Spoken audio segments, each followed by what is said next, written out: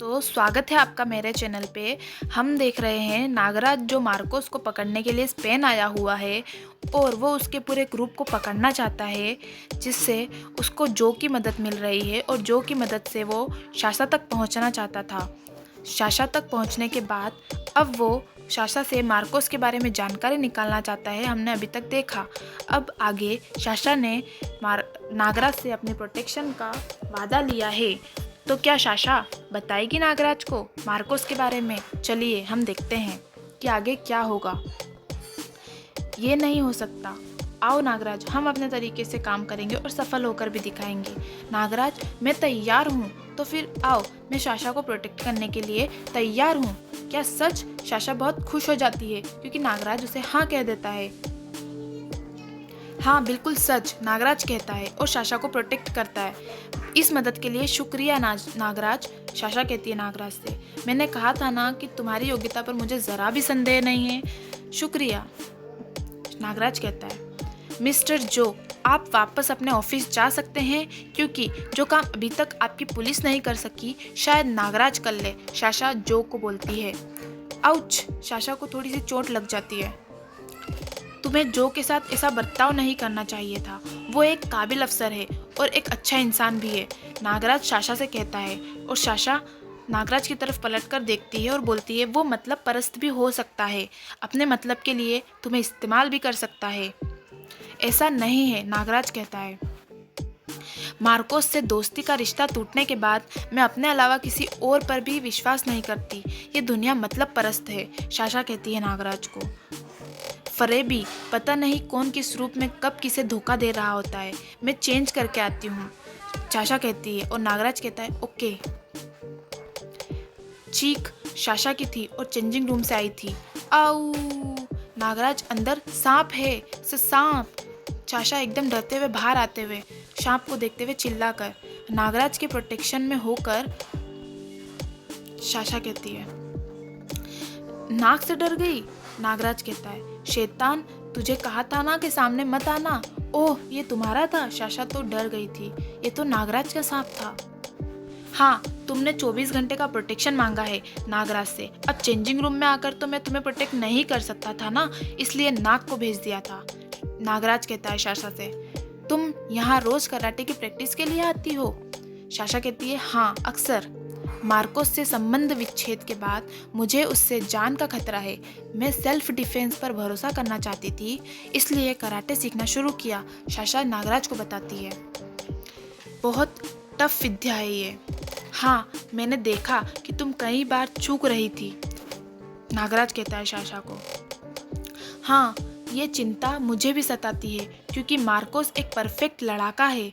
कभी वो खुद मेरे सामने आया तो उससे मुकाबले के लिए मुझे उससे अधिक नहीं तो कम से कम उसके जितनी कुशल लड़ाकी तो होना ही चाहिए, शाशा कहती है। आओ नागराज। नागराज को शाशा अपने फ्लैट पर लेके जाती है। बस मैं अपने फ्लैट के सामने ही हूँ। संभल कर नागराज, ऊपर की पहली 2 सीढ़ियों पर कांच बिखरा हुआ है। नागराज कहता है, ऐसा क्यों? शाशा कहती है, ताकि यदि कोई बिना मेरी आज्ञा लिए इन सीढ़ियों पर चढ़ने की कोशिश करे तो उसके जूतों के दबाव से कांच की किरिच किरिच की जो ध्वनि पैदा होगी वो सीढ़ियों के पास लगे एक ध्वनि सेंसर से कमरे में मुझ तक पहुँचे, शाशा कहती है, और मुझे खतरे का आभास हो जाए। इसलिए मैंने टॉप फ्लोर के फ्लैट को और नीचे के फ्लोर के सभी ओनर्स को ये बात जानते हैं, बता दी है। कौन कहता है कि खूबसूरत लड़कियां दिमाग नहीं होता है, शाशा कहती है। आओ नागराज, ये मेरा फ्लैट है।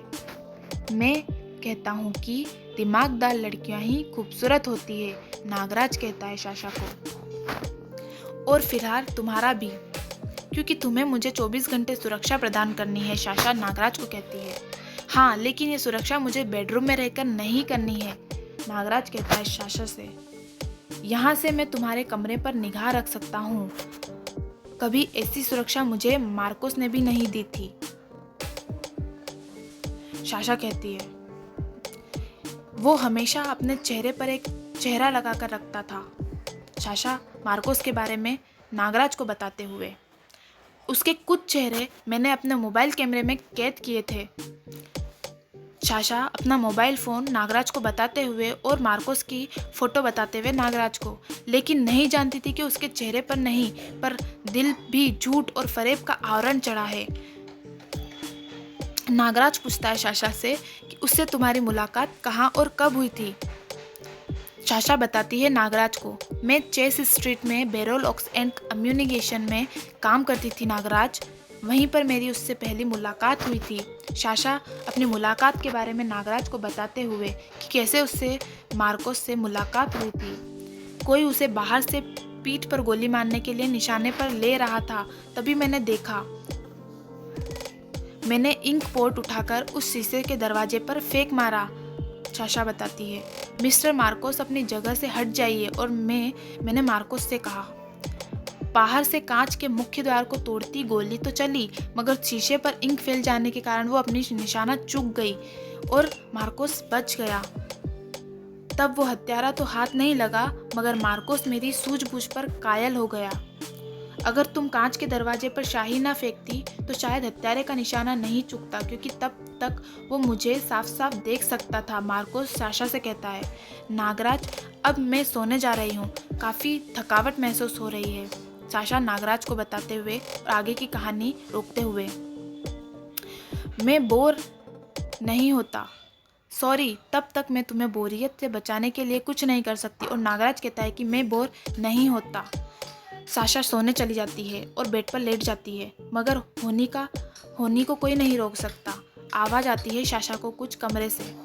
कोई सीढ़ियों पर बिछे कांच के ऊपर से होकर गुजर रहा था। साशा एकदम से नींद से चौंकते हुए, वो भी साशा की अनुमति के बिना। साशा ने अपने तकिए के नीचे हाथ डाला और अपनी रिवॉल्वर निकाली। नागराज विद्युत की तेजी से अंदर आया। उसकी कनपटियां सनसना गई थी। साशा ने एक पल भी नहीं लगाया पिस्टल सराहने के नीचे से निकालकर गोली चलाने में, और साशा ने गोली चला दी दरवाजे पर। ढाएं ढाएं ढाएं ढाएं। नागराज विद्युत की तेजी से अंदर आया।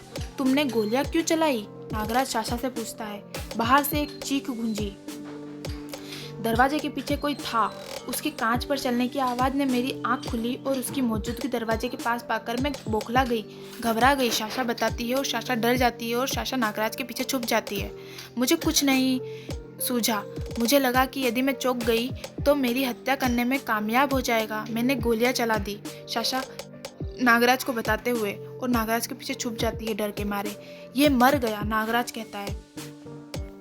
ये पिज़्ज़ा डिलीवरी बॉय है, इसके हाथ में पते का पर्चा है और इस पर तुम्हारा पता नहीं है। शायद ये गलती से ऊपर आ गया होगा।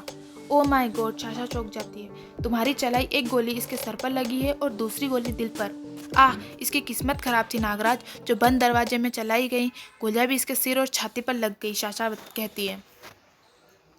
मगर तुम्हें गोलियां नहीं चलानी चाहिए थी, नागराज साशा से कहता है। मैं घबरा गई थी नागराज, साशा घबराते हुए कहती है। तुमने व्यर्थ ही एक निर्दोष की जान ले ली है, नागराज कहता है। साशा कहती है, निर्दोष नहीं हो सकता नागराज, तो मैं था ना तुम्हारी प्रोटेक्शन के लिए।